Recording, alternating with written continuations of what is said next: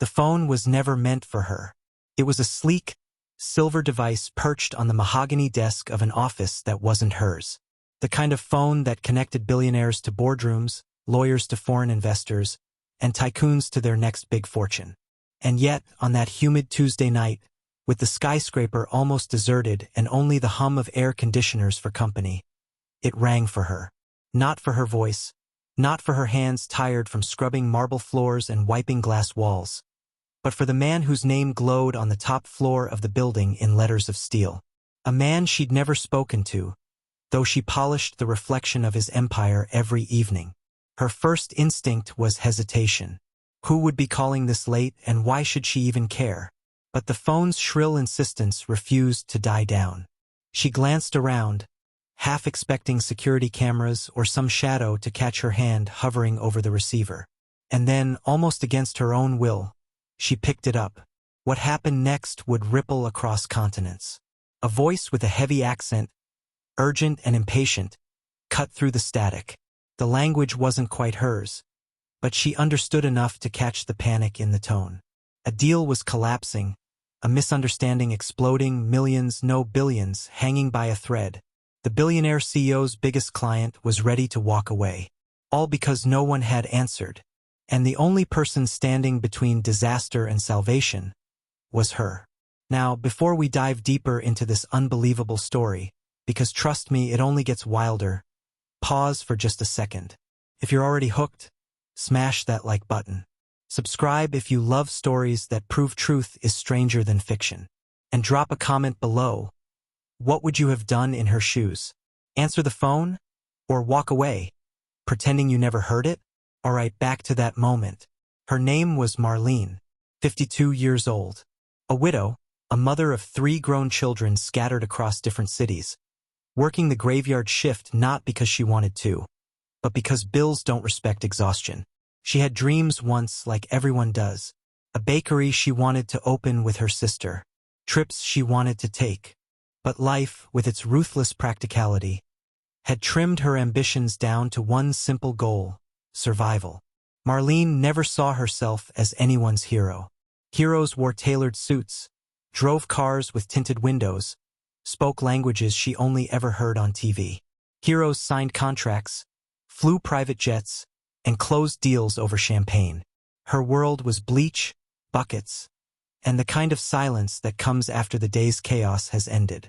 And yet, that phone call dragged her into a world she didn't belong to.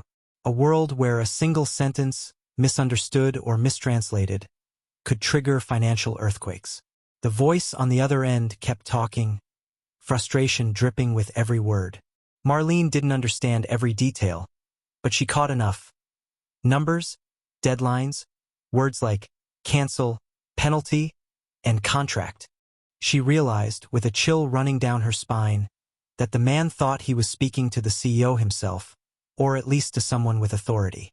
If she hung up, the deal would collapse. If she spoke, she risked exposing herself as an imposter. But Marlene had grown up translating for her immigrant parents at grocery stores, hospitals, and government offices. Words were survival back then, too. She remembered her father's trembling hand holding a prescription slip he couldn't read, her mother's embarrassed silence when the cashier barked a question in English, and Marlene, barely 12, standing taller than her fear, stepping in to bridge 2 worlds. That muscle memory came back. She softened her voice, steady but firm, repeating words she recognized, paraphrasing where she didn't. Somehow, she convinced the man on the line to wait, to hold back the storm, to give the CEO another chance. She had no script, no authority, no reason to believe she could do this. But in that lonely skyscraper, with her mop still dripping suds into the bucket, Marlene bought time. Time the CEO didn't even know he needed yet. And as she hung up, her heart pounding so hard she thought the whole building could hear it, she realized something terrifying and exhilarating all at once. She had just saved the biggest client of the most powerful man in the city. When the CEO, Richard Langford, finally stormed into his office the next morning, he had no clue that his empire had almost crumbled while he was asleep. His phone blinked with missed calls, his inbox flooded with urgent emails. But the deal, miraculously, was still alive. He didn't know why. Not yet. Marlene, exhausted from her overnight shift, had slipped away before the sun came up, her sneakers squeaking faintly against the marble lobby floor. She carried with her the weight of what she had done, though she doubted anyone would ever believe it. Who would? A cleaning lady claiming she saved a billionaire's biggest client with nothing but intuition and nerve? People would laugh, dismiss her, maybe even accuse her of meddling where she didn't belong. But truth doesn't care if it sounds believable. Langford's assistant pieced it together later that morning. He called the client in Geneva, smoothing things over, assuring them the CEO himself would reach out personally. The client, still slightly irritated but calmer now, mentioned a woman who had spoken to him the night before. Very confident, he said. She convinced me to wait. She said you would fix everything. A woman? Langford frowned. None of his executives were in the office at that hour. He demanded names, but there were no names. Just an unfamiliar voice that had bought him 12 precious hours. Hours that meant his firm's multibillion-dollar contract with the client was not dead but merely wounded. Langford's empire survived on moments like these: thin margins, seconds of grace, razor-sharp timing. Without that call, everything would have collapsed. And so, in a mixture of gratitude and suspicion, he ordered an internal review. Security cameras, night logs, cleaning schedules. He wanted to know who had answered that phone. Meanwhile, Marlene moved through her day in quiet anonymity. After her shift, she stopped at the corner store to buy bread and milk, chatted briefly with her neighbor about the heat wave, then collapsed into bed. She told no one, not her children, not her friends. It wasn't that she didn't want to share. It was that she couldn't find the words. How could she explain that for one surreal night, she had been more than invisible? She had been indispensable. By the next evening, whispers began circling among staff. Security had identified her. The middle-aged woman in the navy cleaning uniform, the one who barely made eye contact when she polished the brass railings. Some employees scoffed at the absurdity. Others marveled. She answered that call, and they listened to her. But Langford was not amused by gossip. For him, the stakes were too high. He summoned her. Marlene stood outside his office door the following night, heart rattling in her chest. She had spent years walking past that very door, her mop bucket squeaking behind her, never daring to glance inside. Now she was expected to step in. She smoothed her uniform nervously, wiped her palms against her apron, and pushed the door open. The office looked exactly as she'd imagined. A throne room disguised as a workspace. Floor-to-ceiling windows revealed the glowing city skyline. The desk gleamed with polished wood, and behind it sat the man whose name carried the weight of wealth. Richard Langford didn't waste time. "You answered my call," he said. His voice clipped, as though the sentence itself tasted strange. "Ah, yes," Marlene admitted, her voice small but steady. "Why?" The question landed like a stone in her stomach. Why? Because she couldn't ignore a ringing phone? Because she remembered her father's helplessness with foreign words? Because walking away felt like betrayal, even if no one would ever know? The truth was messy, but she told it anyway. "It rang, sir. No one else was here. And the man on the line, he was upset. I thought if I calmed him down, maybe it would help." Langford studied her. His gaze was sharp, analytical, the way he looked at profit and loss sheets. But for once, he wasn't just reading numbers. He was reading her. "You realize," he said finally, "you saved a deal worth more than most people make in 10 lifetimes. Marlene swallowed hard. She hadn't thought about it in numbers. She had thought about it in voices, in fear, in instinct. "I just did what I could," she whispered. For the first time, something flickered across Langford's face. Something between admiration and disbelief. He leaned back in his chair, steepling his fingers. "You may have just saved me," he said, almost to himself. Marlene stood frozen, unsure whether this was praise or accusation. And then the strangest thought crossed her mind. Maybe, just maybe, her life was about to change forever. The meeting ended not with applause or a handshake, but with silence. Langford dismissed her with a curt nod, and Marlene slipped out of his office as quietly as she had entered. Yet something invisible lingered in the air, an unspoken acknowledgement that she had crossed an invisible boundary. She was no longer just the woman with the mop. The rest of the staff looked at her differently. Some with curiosity, some with skepticism, others with resentment. In a building where hierarchy was sacred, where every badge color marked your worth, Marlene's sudden leap into relevance was unsettling. Secretaries whispered in the break room. Executives made jokes about the janitor who saved the firm. But beneath their laughter was unease. Marlene tried to ignore it. She returned to her work, scrubbing floors and emptying trash bins with the same diligence as always. Yet the routine felt altered. Every surface she polished reflected a different version of herself. One who had spoken into a billion-dollar phone line and held her ground. One who had been noticed. Meanwhile, Langford couldn't shake her from his thoughts. He had built his empire on predictability, on calculated risk, on knowing exactly who he could rely on. And yet this woman, a stranger in his halls, someone he had never once thought about, had saved him from disaster without even realizing the scale of what she'd done. That kind of instinct, that kind of courage was rare. It nagged at him. 3 days later, he called her back.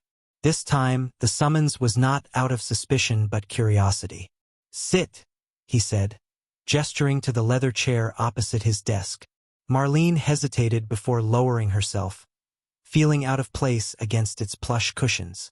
"I've been thinking," Langford began. His tone clipped but less icy than before.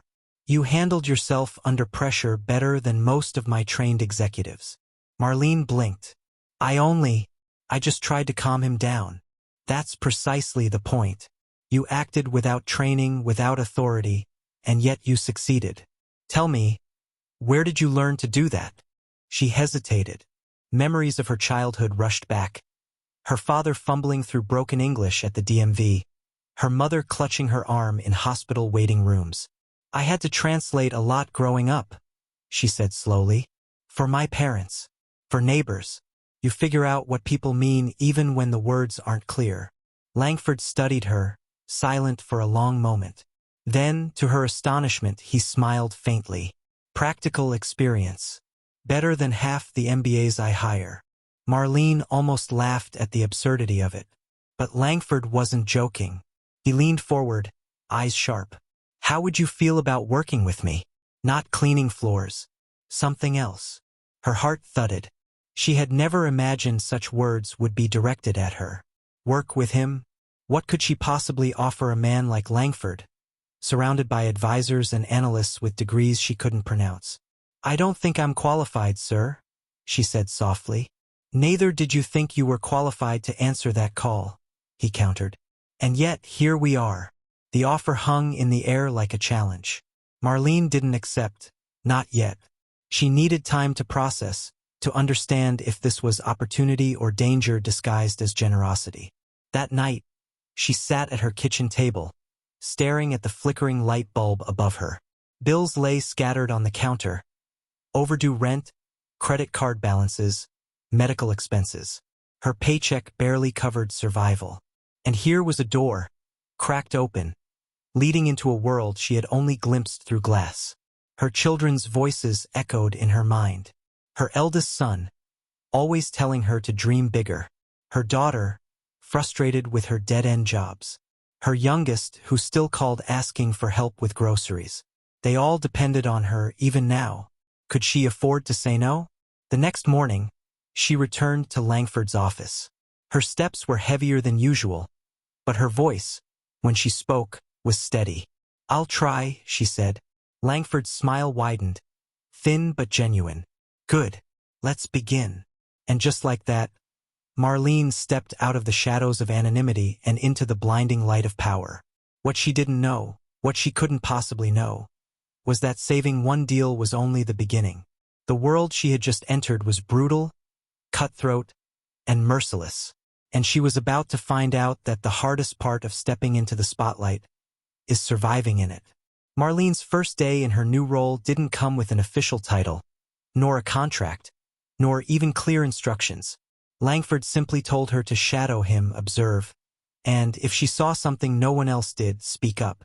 It sounded deceptively simple, yet for Marlene, it felt like stepping onto a tightrope strung between two skyscrapers.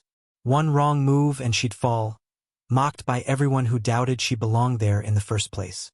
The office was a battlefield dressed in suits. Executives circled Langford like satellites, their conversations peppered with acronyms and financial jargon that might as well have been another language. They noticed Marlene trailing behind him, notebook in hand, and their eyes hardened. Some smirked openly, others ignored her altogether. One senior partner whispered loudly enough for her to hear. "What's next? The janitor's running the boardroom?" Marlene pretended not to notice, but the sting was real.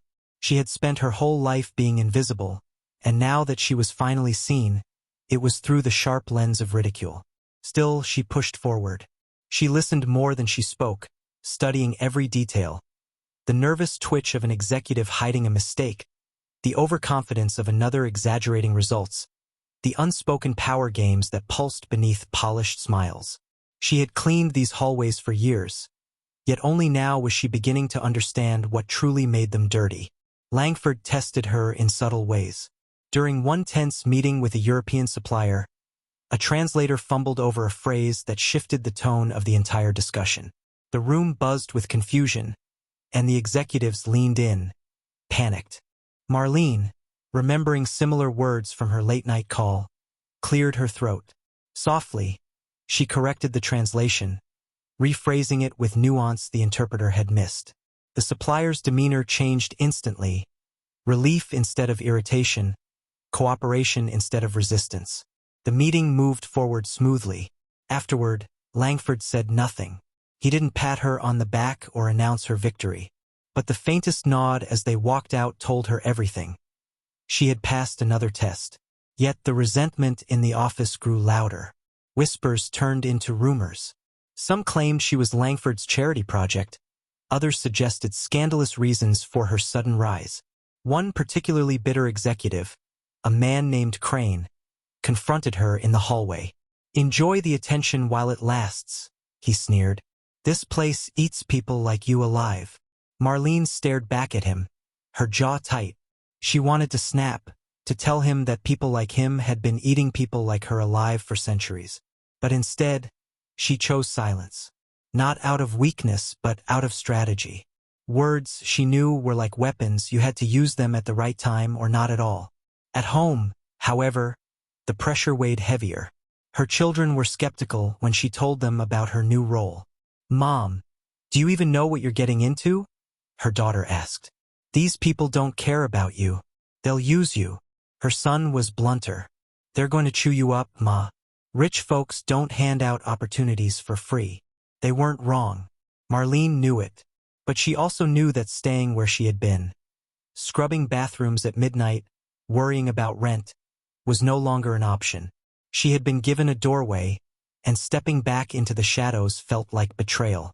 As weeks passed, Langford began involving her more directly. She sat in on calls, traveled with him to meetings, and, more often than not, caught small details others overlooked. Her life became a whirlwind of boardrooms, airports, and late-night strategy sessions. She was still learning the vocabulary of wealth and power, but her instincts, the same instincts that had guided her through survival all her life, proved sharper than most corporate veterans. Still, the cost was steep. She slept less, saw her family less, and carried the constant weight of proving herself in a world determined to doubt her. Every day felt like another audition. Then came the dinner. Langford invited her to a high-profile event, a gala filled with investors, politicians, and industry giants. The chandeliers sparkled, the champagne flowed, and the room buzzed with polished small talk. For the first time, Marlene wasn't in the background, clearing plates or refilling glasses. She was a guest. But as the night unfolded, she realized this wasn't just about appearances. It was a test of fire. The client she had saved with her late-night phone call was there, seated just a few tables away. And he was asking questions. Questions only she could answer truthfully. This was no longer about mops and marble floors. It was about survival in a world where one wrong word could cost billions. And Marlene knew. Every eye in the room was watching, waiting to see if she would rise or crumble. The gala smelled like polished oak and old money. Strings swelled from a corner quartet, knives whispered across porcelain, and conversations floated with the soft arrogance of people who had never worried about a bus schedule. Marlene stood at the threshold a moment too long, feeling the invisible membrane that always separated her from rooms like this. Then she stepped through it. Langford walked beside her, crisp as a verdict.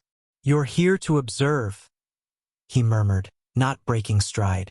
"If you have something worth saying, say it." Worth. The word hit like a small bell inside her chest. They moved among tables draped in linen like drawn breaths. Names hovered over place cards. Senators, founders, a prince with a title that sounded ornamental. At the far end, beneath a chandelier throwing fractured light, sat the man whose voice had once ricocheted through a lonely office at midnight. He was lean, trim beard, gray at the temples. The Geneva client, Keller. He rose when he saw Langford, a smile precise and practiced. "Richard," he said, accented but fluent. Then his gaze slid to Marlene, pausing with the faintest question. Not disdain, calculation. Introductions were soft and brief. Langford didn't explain who she was. He didn't have to. She was either furniture or a variable. Keller chose variable. A rival executive materialized like perfume, Victoria Ames, Armitage and Company, a firm that smiled as it stole. She greeted them with a warmth that never touched her eyes. "Mark, lovely to see you." "Richard." Her glance flicked to Marlene, taking inventory in a heartbeat.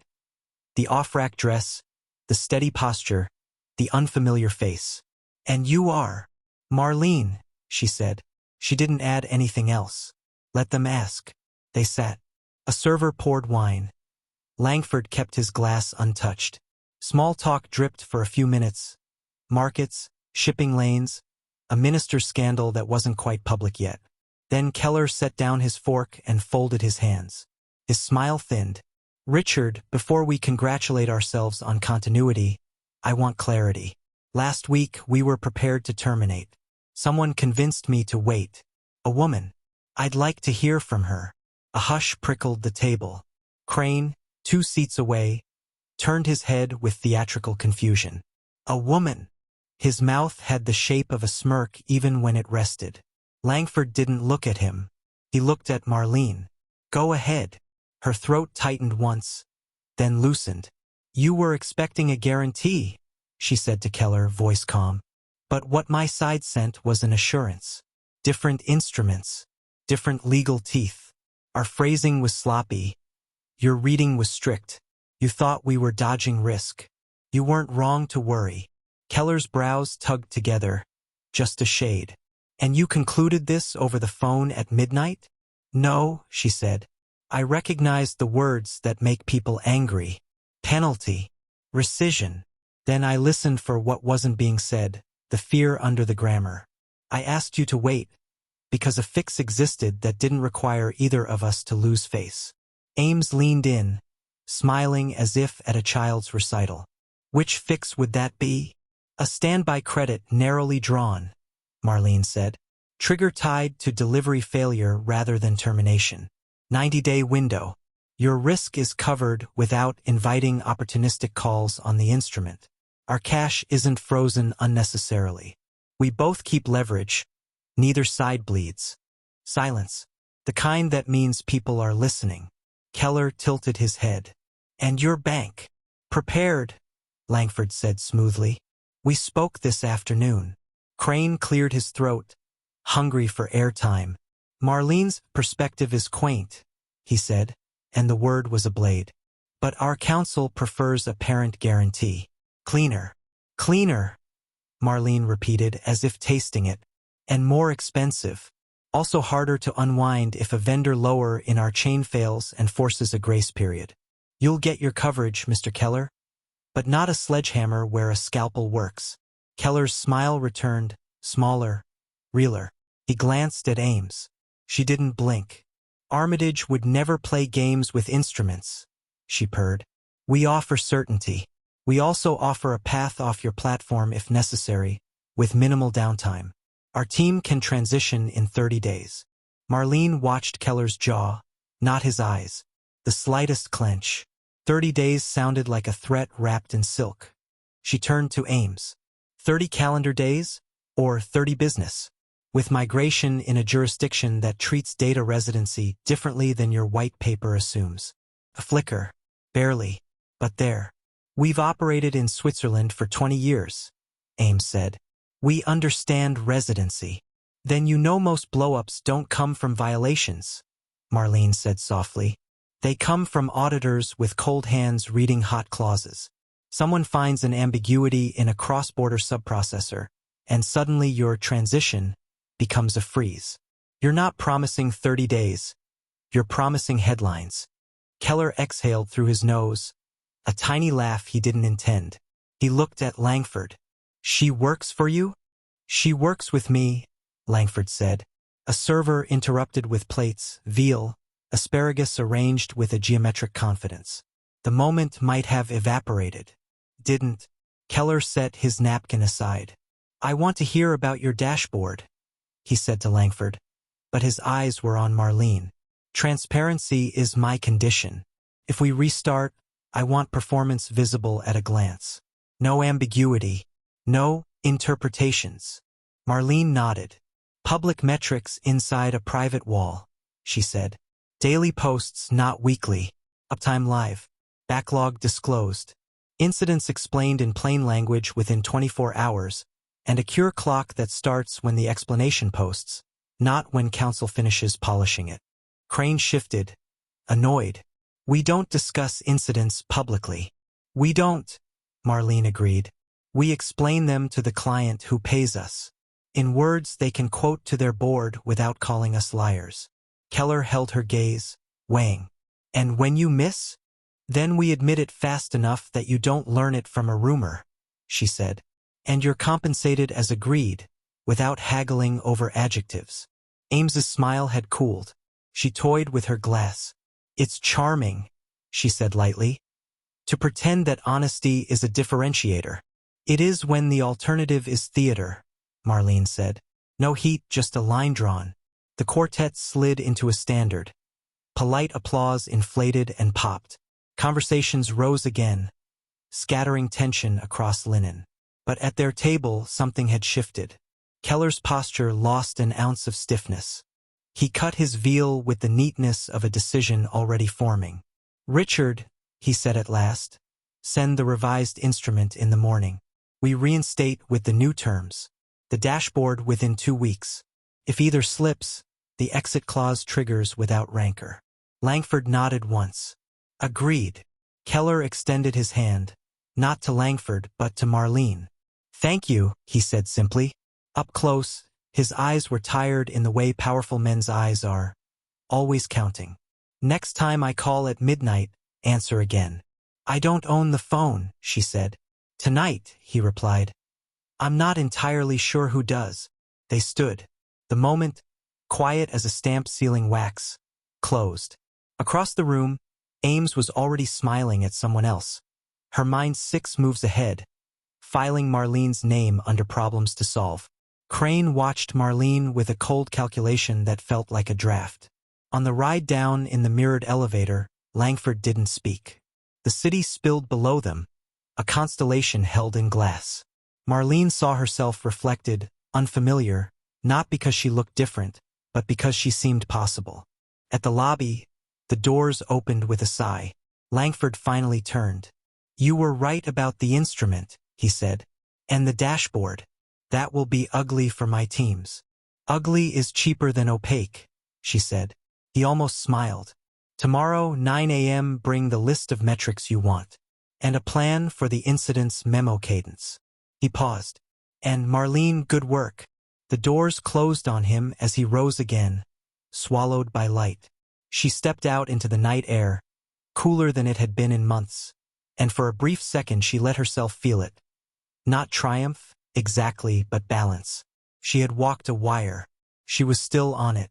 Somewhere above her, people were already sharpening knives. Ames with her velvet strategies, Crane with his office gossip, others she couldn't yet name. But tonight the phone had rung again, in a fashion. And once more she had answered. The following weeks were not a celebration. They were war disguised as routine. Keller's reinstatement of the contract rippled through the firm like an aftershock. Investors exhaled, analysts praised Langford's strategic resilience, and executives congratulated themselves on narrowly avoiding disaster. Few mentioned Marlene's role. Those who did spoke with a careful irony, as if her presence were a punchline they hadn't quite figured out how to deliver. Langford, however, wasted no time. True to his word, he handed her the task of designing the transparency dashboard. It was a beast of a project, cutting across departments that jealously guarded data, metrics no one wanted to expose, skeletons rattling inside every report. Marlene found herself sitting in rooms where engineers sighed at her ignorance, lawyers rolled their eyes, and managers muttered about process. She didn't know the terminology, but she knew evasion when she heard it. We don't track that often meant, we don't want to show that.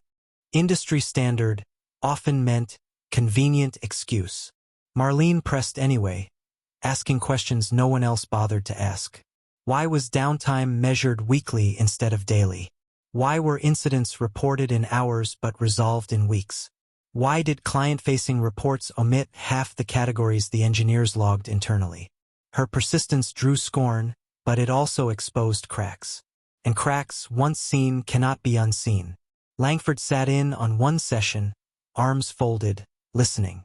An operations director insisted daily metrics were impossible to compile. We'd need automation, new tooling, maybe an entire team. Costly, inefficient. Marlene leaned forward. How do you track system health internally? The director hesitated. Automated dashboards. Updated how often? Every 15 minutes. Silence. Then Langford's dry voice. So the data exists. You simply prefer not to share it. The director flushed. Marlene said nothing more. She didn't need to. But the enemies she was making were multiplying. Crane, humiliated at the gala, sharpened his campaign. He whispered that she was Langford's pet project. A vanity experiment. Proof that the old man was losing touch. He dropped her name in meetings she wasn't present at, attaching it to mistakes she hadn't made. Gossip, like mold, spread fastest in corners without light. Marlene felt it in the glances, the way conversations quieted when she entered a room. At first, she tried to ignore it the way she had ignored whispers her whole life. But this was different. Here, whispers carried consequences. One night, after a 14-hour day wrestling with compliance reports, she found an email in her inbox. A spreadsheet accidentally sent, showing numbers that suggested her dashboard proposal would tank quarterly profits. The implication was clear. Her plan was dangerous, reckless. She stared at the file until her eyes blurred. For a moment, doubt gnawed at her. Was she pushing too hard? Had she crossed into arrogance? Then she noticed the formatting. Columns misaligned, numbers cherry-picked, context stripped. It wasn't an error. It was sabotage. The realization didn't shock her. What shocked her was the calm that followed. She had been underestimated all her life. Now she was being targeted because she was effective. That, in its twisted way, was validation. Still, validation didn't pay bills. Nor did it shield her family. Her daughter called late that night, frustration in her voice. "Mom, you missed Jacob's recital. He kept looking for you in the crowd." Marlene's chest tightened. She promised she'd make the next one, knowing even as the words left her mouth that they might be a lie. Her son was harsher. "You're killing yourself for a man who won't remember your name in 5 years. Do you really think you belong up there?" She wanted to tell him about Keller's handshake, about Langford's quiet nod, about the way she had cut through smoke at the gala and found clarity. Instead, she just listened, because part of her feared he was right. The next morning, Langford called her into his office. No small talk, no preamble. He slid the sabotage spreadsheet across the desk. "I assume you've seen this." "Yes," she said. "And it's cooked," she replied simply. "Selective ranges, missing baselines. Whoever built it wanted me discredited." Langford's gaze sharpened. "Do you know who?" Marlene hesitated. She had suspicions, Crane's smugness, Ames's lurking interest, but no proof. Not yet, she said. Langford nodded slowly. Then find out. Her stomach dropped. She wasn't an investigator. She was a woman trying to keep her footing on a wire already fraying beneath her. But his tone left no space for refusal. For the first time, she realized Langford wasn't just her benefactor. He was also testing her, pushing her into fights she hadn't asked for. Perhaps to see if she would break. Perhaps because in his world, survival was the only credential that mattered. That night, walking home beneath the weight of skyscrapers, Marlene understood the truth. Answering that midnight phone call hadn't saved her. It had drafted her into a war. And in this war, invisibility was no longer an option. Marlene had never considered herself an investigator, but survival had always required observation.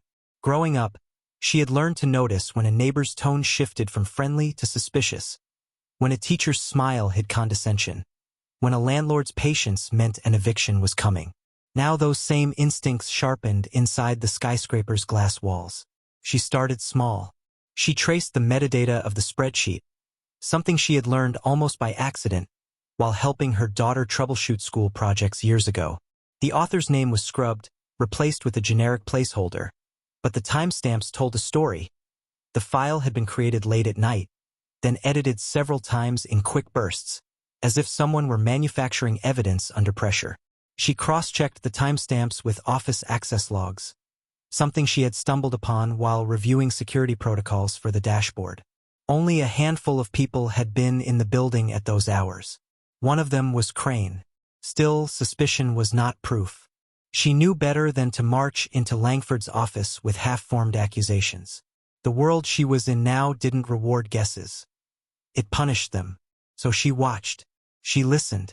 In meetings, Crane dropped casual references to cost overruns and reckless proposals, words that seemed to echo the language of the spreadsheet. He smiled at her too often, the kind of smile that dared her to call him out, the smile of someone convinced the system would always protect him. Outside the office, she began to connect dots that stretched further than Crane. A week after the gala, she noticed Victoria Ames's firm had filed regulatory queries in Switzerland. Probing, innocuous on the surface, but pointed exactly where Marlene's dashboard proposal would force uncomfortable disclosures. Coincidence was a luxury she no longer believed in. Ames had not simply been embarrassed at dinner. She had recalibrated. And Marlene, whether she wanted to or not, had become a variable in Ames's equation. The pressure built quietly. Anonymous emails appeared in her inbox, warning her to stay in her lane. One afternoon she returned to her desk to find her notebook, the one she filled with observations, doodles, fragments of thought. Open, a page torn out. No one admitted to touching it. Her daughter begged her to quit. Her son stopped calling altogether. Yet quitting felt impossible. The phone she had answered that night had set her on a path she couldn't reverse. Walking away now would mean confirming every whisper that she was an intruder who had wandered into a world too sharp for her. Instead, she leaned in. She began mapping patterns, scribbling connections on sticky notes late at night in her kitchen. Keller's contract had made enemies not just inside Langford's empire, but outside it too. Ames stood to gain enormously if the deal collapsed, but she couldn't move openly. She needed allies inside to weaken the foundation. Crane, ambitious and resentful, was a perfect tool. The sabotage wasn't just office politics. It was geopolitics disguised as spreadsheets. Her realization came with a chill. This wasn't just about her survival anymore. It was about the survival of an empire, and she was in the crosshairs.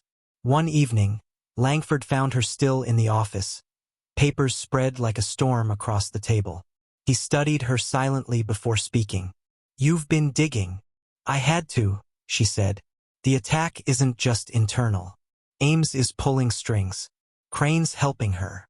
Langford's face gave nothing away, but his eyes narrowed. "And you're sure?" "As sure as I was the night I picked up your phone," she replied. He exhaled slowly, as though confirming something to himself. "Then you understand what comes next. This won't stop at sabotage. They'll escalate." Marlene felt the weight of his words settle into her bones. She wasn't just an employee anymore. wasn't just a cleaning lady who had stumbled into luck. She was a target. And in the glittering war between billionaires, targets rarely survived long. That night, walking home past neon signs and shuttered storefronts, she realized her life had already shifted beyond recognition. She couldn't unring the phone. She couldn't unhear Keller's voice.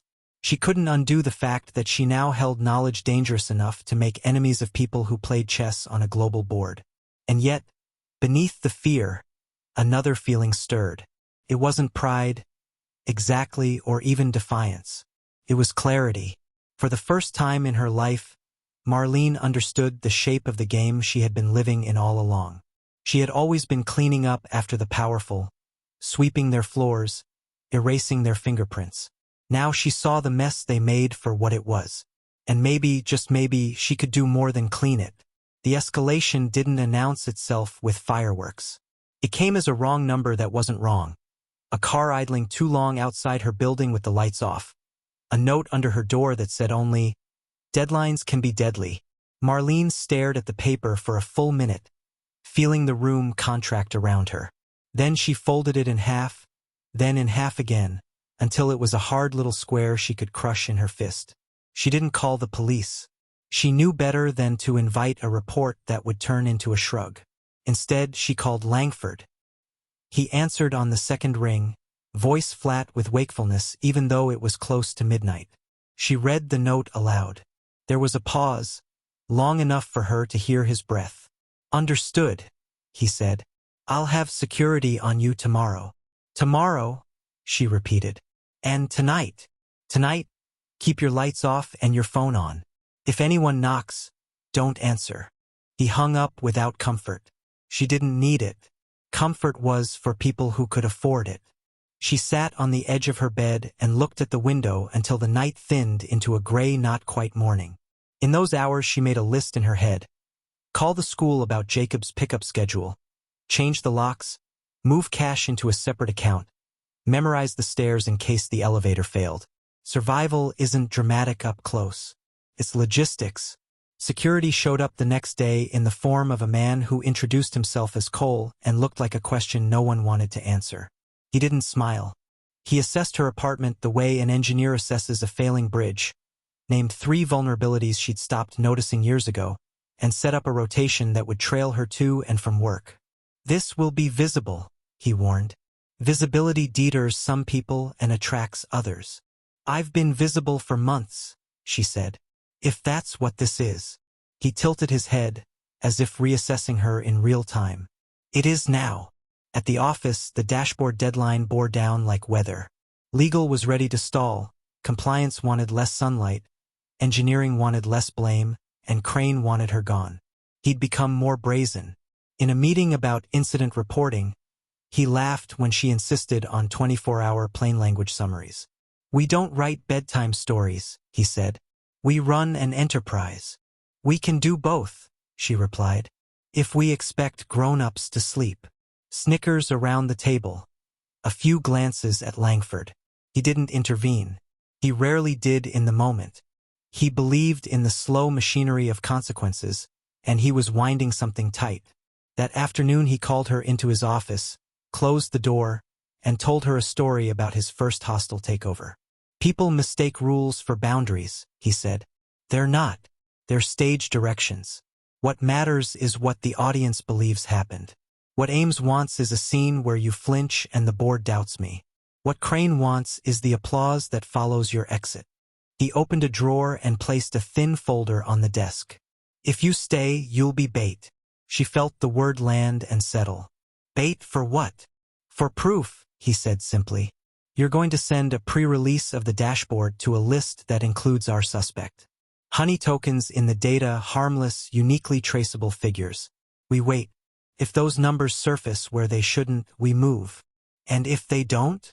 Then you've smoked out caution, which is another kind of confession." He watched her closely. "You can walk away from this.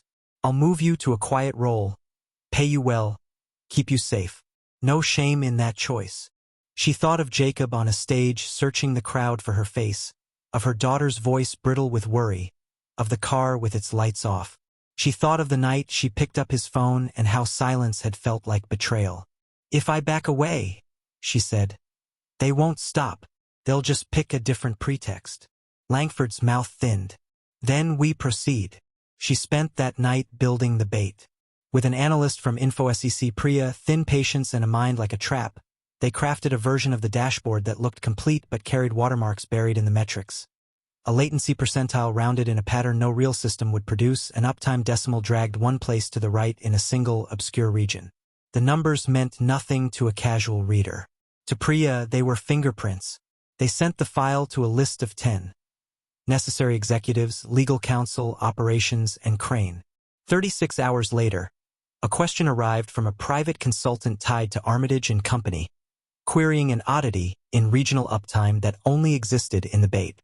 Priya traced the packet path through a throwaway relay that wasn't quite thrown away. The source resolved to an internal machine on the 27th floor. Crane's floor. Proof rarely feels like fireworks either. Feels like relief sharpened into resolve. They compiled the trail, timestamps, routing logs, the bait numbers reproduced in a draft memo in Ames's house style. Langford didn't smile when he saw it. He just nodded once, as if a lever he'd been waiting to pull had finally moved within reach. "Good," he said. "Now we make it expensive." Expensive meant lawyers, yes, but it also meant something more dangerous. Narrative. Langford scheduled an emergency board session. Keller dialed in from Geneva. Marlene watched faces arrange themselves into neutrality as the evidence scrolled on the screen. Crane tried indignation first, then confusion, then injury. None of it landed. When the call ended, he didn't look at her. He looked at Langford the way a man looks at a door that used to open for him. Ames called that evening. Not to apologize. To offer terms. Her voice was warm, the kind that sells antiques and betrayals. "You're very good," she said. "Too good for a man who will forget your name when the next storm arrives. Delay the dashboard. 60 days. Call it prudence. I'll arrange something generous for your family." "My family isn't for sale," Marlene said. "Everyone's family is for sale," Ames replied gently. "The price just changes." Marlene ended the call and sat very still. She didn't tell Langford about the offer. Not yet. Instead, she called her daughter, said she'd be out of touch for a few days, transferred rent money early, and asked her to text when Jacob got home from school. Then she packed a bag with nothing sentimental and slept 3 hours with her shoes on. The raid came at dawn, not from regulators but from rumor, a leak to a tech columnist who loved blood. Sources at Langford Capital questioned the integrity of new transparency initiative. The headline proclaimed, the story sewn from anonymous quotes that smelled like Crane and read like Ames. By 9 a.m., 2 reporters were in the lobby, cameras politely cruel. Langford's counsel urged a delay. Marlene walked past them and into the elevator, feeling oddly calm. Delay was the scene they wanted. The only way out was through. At 10, the dashboard went live. Public metrics inside a private wall, exactly as promised. Uptime, backlog, incidents in plain language with the cure clock already ticking. Keller called within minutes. He didn't offer congratulations. He didn't need to. "This is sufficient," he said. "Now keep it honest." When she hung up, her phone vibrated with a new message. No name, just text. "You chose the hard way." She looked up through the glass at the city she'd spent years wiping from desks and windows. The city that had finally had to see her. The hard way, she thought, had been the only way that made sense. But hard has a memory. It keeps score. The rest of the day unspooled in controlled chaos.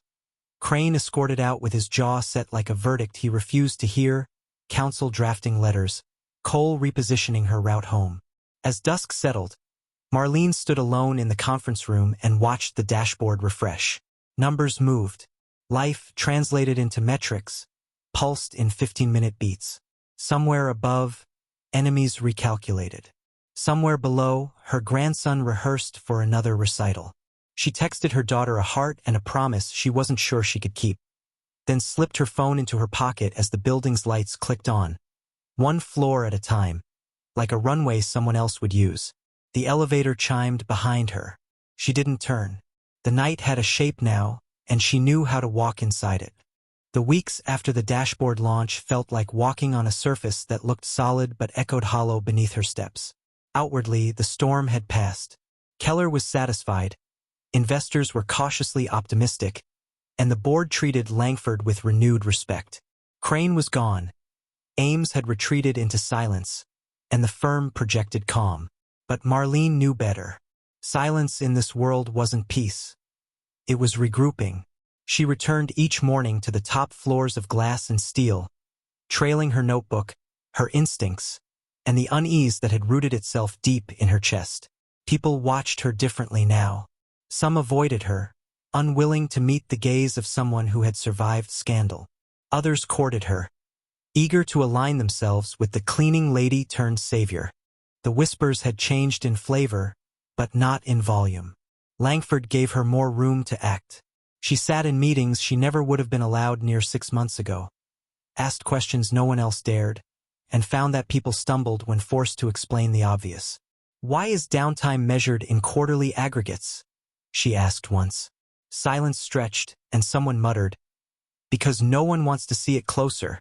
It was always like that, the truth sitting in plain sight, waiting for someone without allegiance to point at it. But with influence came risk. Cole, the security man, grew more watchful. He insisted on escorting her to her car, rotating routes, double-checking her apartment locks. Once, when she protested, he said flatly, "You don't see half of what moves around you. That's the point." She believed him.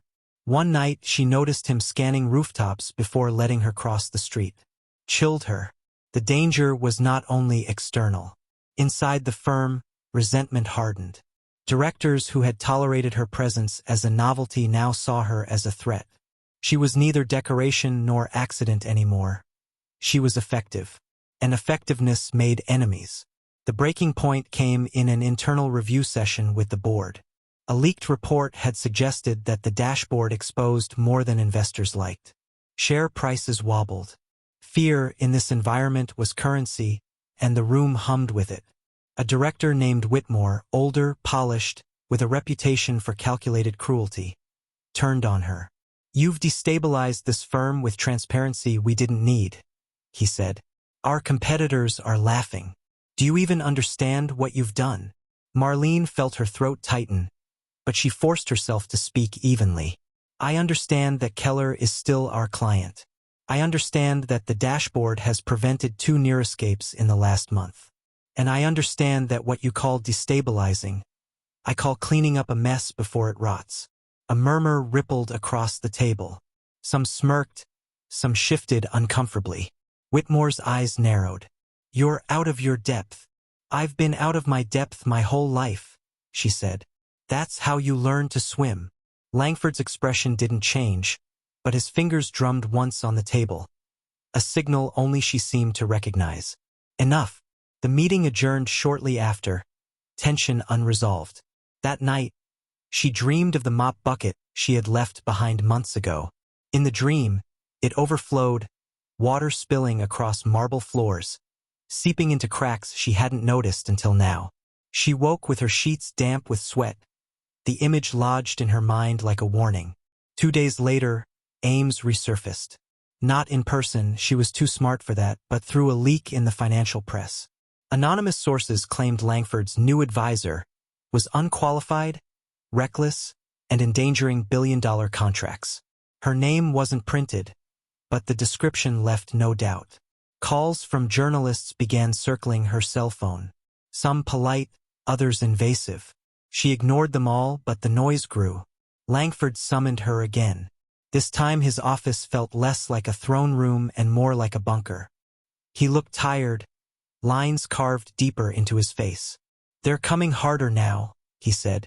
"You need to decide how far you're willing to go, because this doesn't end with a dashboard. Ames won't stop until Keller questions me again, and next time she'll aim for you directly." Marlene swallowed. "What do you expect me to do?" He leaned forward. "Stand your ground. Make it costly for them to push you. You've seen how they operate. You can see patterns I can't. Use that." She wanted to laugh. She was a woman who once measured her worth in hours scrubbed and shifts survived. Now she was being asked to hold her ground against sharks who measured theirs in billions. But she didn't laugh. She nodded. Because the truth was simple. She couldn't go back. That evening, walking home under a sky swollen with rain, she thought of her children again. Her daughter's warnings, her son's anger, her grandson's searching eyes on stage. The price of all this wasn't just hers to pay. It was theirs too. She carried them with her into every meeting, every confrontation, every sleepless night. At her apartment door, she found another note. This one wasn't a threat. It was an invitation. An address, a time, and 3 words scrawled beneath. Come alone. Urgent. She stared at it. The ink smudged from the drizzle, her heartbeat loud in the silence. She knew it was reckless. She knew it was bait. But something in her told her this meeting would change everything. That the war she had stumbled into was about to show its real face. She folded the note and slipped it into her pocket. Then she locked the door behind her and sat in the dark, listening to the rain. The address on the note led to a diner that hadn't changed its menu since the Reagan years. Chrome trim dulled by 1,000 breakfasts, a neon sign that flickered like a tired eye. Come alone, the paper had said. She did more or less. Cole had argued, then settled for a compromise. She would share her live location with him and Priya, phone on the table, camera pointed at the door, a text ready to send if anything went sideways. Sideways, he'd said, is the default. She'd laughed then, not because it was funny, but because fear needs air. The bell above the door chirped when she walked in. 3 truckers at the counter, a couple arguing softly in a corner booth, a waitress who could have been there since the moon landing. The booth by the window was empty. Marlene slid in, ordered coffee she wouldn't drink, and waited. The woman who joined her was younger than she expected, early 30s, shoulders stiff inside a coat too expensive for the room. She didn't introduce herself right away. She took off her gloves, arranged them precisely, then looked up as if deciding whether to tell the truth. Lena, she said finally. Victoria Ames's research team. Marlene nodded once. So this is a rescue or a trap? Both, Lena said. Depending on whether you listen. The waitress topped off their cups, a small weather system of steam rising between them. Lena leaned forward, voice low. You think Ames wants your dashboard dead because it embarrasses Langford? That's not it. She wants Keller. If Keller exits, she gets his account and his network. Your dashboard is only useful if it fails. So she's going to help it fail. Marlene kept her face still. Inside, the floor shifted half an inch. Meaning, an incident, Lena said. Not hypothetical. Manufactured. You publish daily metrics now. Congratulations, you've built her a stage. In 48 hours, maybe less, there will be a regional outage that isn't. It'll look like a vendor failure. It won't be. The paper trail will chase its own tail. Your dashboard will light up, the cure clock will start, and Keller's board will call foul. Ames steps in with certainty. Marlene didn't touch the coffee. And you're telling me this because? Lena glanced at the couple in the corner, the truckers, the door. Because I'm not stupid. Ames wins, and the next 12 months of my life are cleaning up a mess she made on purpose. And because you have a chance to make it expensive for her in a way she can't hedge. She slid an envelope across the table. Logs, draft memos, a timing plan with code names cute enough to make you roll your eyes. You didn't get this from me. Marlene didn't reach for it. Who inside is helping? Lena's mouth pinched. More hands than you think. Fewer than she believes. Whitmore will give her cover when it blows. He's overleveraged, and she's promised him a raft. So it was Whitmore, the director with the polished contempt. The raft he wanted was Keller's head and Marlene's reputation tied to the bow like a souvenir. What do you want in return? Marlene asked.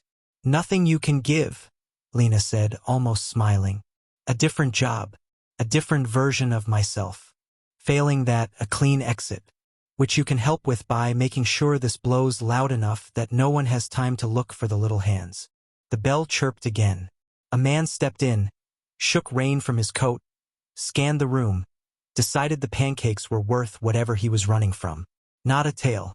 Cole would have warned her. Why me? Marlene said. Why not send this to Keller? Because he trusts you, Lena said. And because you'll go straight at it instead of negotiating the edges. Ames is counting on hesitation. Don't give it to her. They sat with that for a beat. The waitress dropped a check, a tiny, ordinary punctuation mark. Lena stood. You didn't meet me, she said, and left without looking back. Marlene breathed. Then she palmed the envelope, texted a single period to Priya, pre-agreed code for "we have something," and paid cash. On the sidewalk, the rain had thinned to mist. She didn't head home. She headed for the office. Some fights you plan. Some you start before planning is used against you. Priya was waiting in the server room. Hair pulled into a knot, eyes wired with too much coffee and not enough sleep. They opened the envelope together. The contents were worse than Lena's summary. A vendor maintenance window that had been quietly extended by someone with temporary admin credentials. A chaos drill scheduled in an internal calendar under a euphemism. A draft press line offering regret without admitting fault. There was even a script for internal talking points that included her name. Reckless, unqualified, dangerous, elegant, Priya muttered, which was what engineers said when they meant sinister. How do we break it? Marlene asked. Priya's mind spun loud enough to hear. Two ways. We can try to stop the incident at the root hard. Or we let them light the match and prove they brought the gasoline. She looked up. Option 2 is cleaner legally, uglier emotionally. Marlene thought of the night she answered the phone, the way the building hummed around her like a living thing. We show it, she said, in real time, not just that there's an outage, but that it's being driven. Priya nodded, already moving. Honey tokens again. We lace the vendor's maintenance window with tripwires. If anyone touches a control they shouldn't, the dashboard logs a parallel event. Non-standard operator. We don't accuse, we display. And we timestamp every packet like we're writing love letters to future depositions. By dawn, they had a plan and eyes under the floorboards. Cole added a different layer, routes, faces, a list of people who shouldn't be in the building and might try anyway. If Whitmore twitches, I want to know where his hands are, he said, and no one laughed. The incident hit 12 hours later, on the dot. The dashboard rippled, latency spike, regional degradation, the kind of graph that looks like a scream. Phones started ringing. Slack filled with pings. Legal hovered over statement, like it was a bomb. Marlene stood in the war room with Langford, Priya at the keyboard, Cole in the doorway. Don't flinch, Langford said quietly. Let it show. It showed. The public panel updated. Service degradation in Region 4. Investigation underway. Under that, a new line Priya had wired at 3 a.m. Operator anomaly detected. Unregistered credentials executing vendor controls. The words weren't accusatory. They were simply bright. 30 seconds later, the private feed lit with a log signature that matched the envelope's plan names. Priya's mouth twitched. Got you, she whispered. Langford didn't blink. Record everything, he said. Then call Keller. Marlene made the call. She didn't embellish. She described the outage, the anomaly, the evidence preserved, the remediation already in motion. Keller listened. When she finished, he said, I assume your board has been informed. They're in the room, she said. Some of them are implicated. A pause. Then, almost amused, then this should be interesting. It was. Whitmore tried to drown them with process. We can't publish that anomaly line, he said. It's defamatory without proof. We have proof, Priya said, not looking up. She threw the packet paths onto the screen. Code names winked like guilt. Cole slid a photo on the table. Someone from Whitmore's office in the vendor's lobby an hour earlier. The room inhaled and didn't exhale. Whitmore turned, slowly, toward Marlene, like a man recognizing a storm too late. You don't understand. I understand perfectly, she said, and the room went very quiet. You built a scene. We opened the curtains. Langford spoke then, voice low. Effective immediately. Director Whitmore is suspended pending investigation. He didn't look at Whitmore when he said it. He looked at Marlene. Push the anomaly line public. Legal flinched. Marlene didn't. The update went live. The dashboard told the truth in 15-minute beats. And for once, truth moved faster than rumor. Her phone buzzed with a new message. Unknown number. No name. You don't scare easily. She looked out at the rain-blurred city and thought of the diner, the envelope, the mop bucket in her dream. No, she thought. Not easily. Not anymore. Down the hall, reporters were already assembling. Somewhere across town, Ames would be recalculating, burning through scenarios. Somewhere in Geneva, Keller would be walking into a boardroom with a simple line. They warned us while it happened. For the first time since that midnight phone rang on a desk that wasn't hers, Marlene felt something like steady ground beneath her feet. It wasn't peace. It was position, and she knew exactly what to do with it. The fallout from Whitmore's suspension spread faster than even Langford anticipated. Within 24 hours, the story had leapt from trade blogs to mainstream outlets. Langford firm exposes sabotage in real time. Headlines loved the drama. Stock prices dipped, then clawed back as investors decided transparency looked less like weakness and more like inevitability. For once, Marlene's name wasn't in print, but inside the building, everyone knew who had pulled the trigger. Walking through the lobby that morning, she felt eyes on her from every angle. Admiration from some, hostility from others, curiosity from most. It was the opposite of invisibility, and it unnerved her more than the shadows outside her apartment ever had. Invisibility had been lonely, but safe. Marlene quickly learned that the spotlight was no reward. It was a trap disguised as triumph. Langford summoned her before noon. He looked sleepless yet razor-sharp, his desk stacked with folders like barricades. He told her yesterday hadn't just been survival, it was precedent. They had crossed into forbidden territory, declaring operator anomaly detected in public. Now came the harder part, hold the line or retreat. If they held, they'd set the standard. That terrified competitors who profited from secrecy. Ames would not stop. She'd escalate. Lawsuits, politics, spectacle. And they would target Marlene directly. Langford warned, he could absorb scandal, but she was the novelty, the weak link. Marlene only smirked. She had been underestimated her whole life. Now people simply noticed.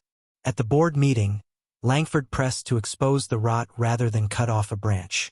When silence hung, Marlene spoke, steady despite her trembling hands. If they downplayed the sabotage, Ames would win. Clients didn't need perfection, they needed consistency. Even sabotage had to be reported. The board, reluctant but unanimous, sided with her. That night, walking home alone, Marlene felt the city raw and threatening. Inside her apartment, she found a message. A photo of her grandson Jacob leaving school, taken from a distance. Terror pierced her. She called her daughter. Jacob was safe. But the threat was clear. Ames was escalating. The next day, she confronted Langford. He wasn't surprised. Ames knew Marlene couldn't be bribed, so she'd try terror. Marlene realized the danger wasn't hers alone. Her family was already inside the blast radius. The word he used, combatant, lodged in her chest. She had scrubbed floors her whole life, but now she was at war. She told her daughter to take Jacob somewhere safe. Then she returned to the office, ready to fight. Langford, Priya, and Cole already knew Ames was planning another outage. This time meant to look like incompetence. But Marlene had an idea. Turn the trap inside out. Expose Ames before the blow landed. They built a detailed file, logs, chatter, fingerprints, and presented it directly to Keller. If Ames struck, he would already know the truth. Days later, the outage began. But this time, the dashboard revealed Ames's hand in real time. Keller called mid-crisis. You told me this would happen. Proceed. The firm went public with the feed. Headlines followed. Sabotage exposed in real time. Langford firm holds line. For once, Marlene wasn't just surviving. She was fighting, but triumph was fleeting. A glossy magazine splashed her on its cover. From mop to millions. Hero or hazard. Anonymous sources called her reckless, manipulative, even dangerous. They mocked her past as a janitor. And buried in the article, a blurred photo of Jacob. By noon, the story spread everywhere.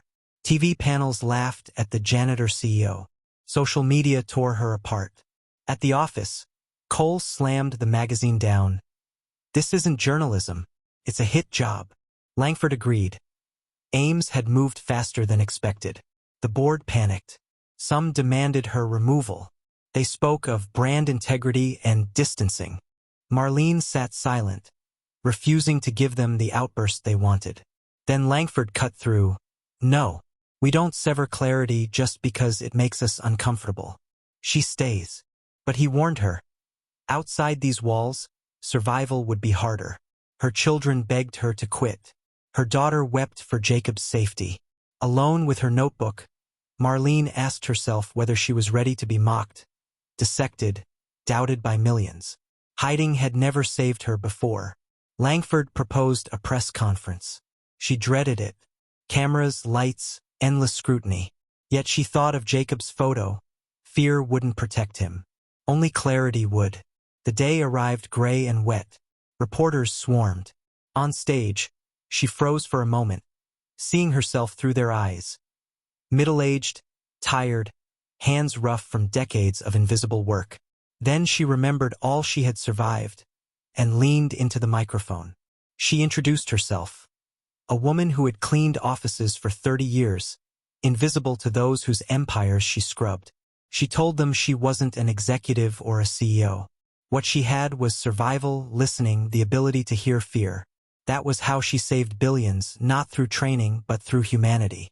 She admitted being called reckless, even a hazard. But secrecy, she argued, was far more dangerous. Priya projected the live dashboard behind her. "This is the truth. Not perfect, not flattering, but honest. And if honesty is hazardous, I'll wear it proudly."